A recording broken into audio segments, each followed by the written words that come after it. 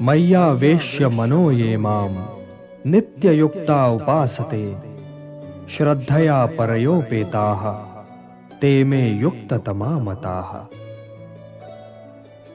जो मेरा भक्त है, जो मुझी में ध्यान भी लगाता है और मन भी, जो सदैव मुझी में लीन रहता है और जो पूरी श्रद्धा के साथ मेरी उपासना करता है, वही उत्तम योगी है।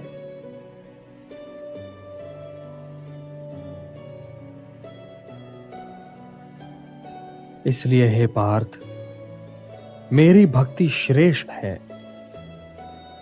जो भक्त हैं वे ही संसार में नहीं उलझते, क्योंकि हे पार्थ, ऊर्ध्वमूलम अधः शाखम अश्वत्थम प्राहुरव्ययम छंदांसि यस्य पर्णानि यस्तम वेद सवेदवित्।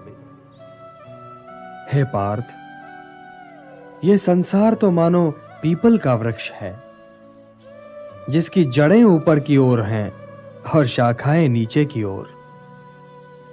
वेद इसी वृक्ष के पत्ते हैं। जो ये जानता है वो ये समझो पार्थ कि वेदों का अर्थ भी जानता है।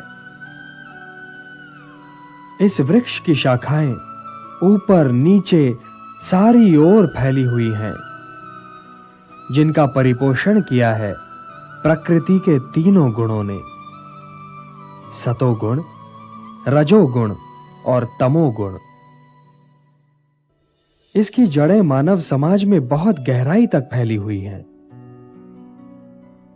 इस वृक्ष के वास्तविक रूप की अनुभूति इस संसार में संभव नहीं पार्थ, क्योंकि यह तो कोई देख ही नहीं सकता कि इस वृक्ष का आदि, अंत और आधार क्या और कहां है। किंतु मनुष्य इस संसार रूपी वृक्ष को वैराग्य की कुल्हाड़ी से काटकर उस परम पद को प्राप्त कर सकता है, जहां पहुंचकर उसे फिर लौटना नहीं पड़ता।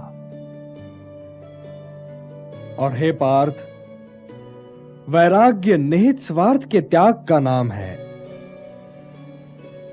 इसलिए सोचना हो तो केवल मेरे विषय में सोचो, पूजना हो तो केवल मुझे पूजो, अपने आप को मुझे अर्पण कर दो सर्वश्रेष्ठ धनुर्धर। मेरी शरण में आ जाओ, मैं तुम्हें पाप रहित कर दूंगा। मन मना भव मद्भक्तो मद्याजी माम नमस्कुरु मामे वैश्यसि सत्यम ते प्रतिजाने प्रियोसि मे। सर्वधर्मान् परित्यज्य मामेकं शरणं व्रज अहम त्वा सर्व पापेभ्यो मोक्षयिष्यामि मा शुचः। मुझी में मन लगाओ पार्थ, मेरे भक्त हो जाओ और मुझे नमस्कार करो। यदि तुम ऐसा करोगे तो मैं प्रतिज्ञा करता हूं कि तुम संपूर्ण रूप से मुझे प्राप्त कर लोगे।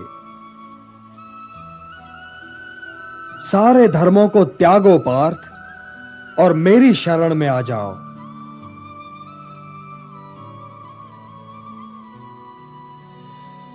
मैं तुम्हें सारे पापों से मुक्त कर दूंगा।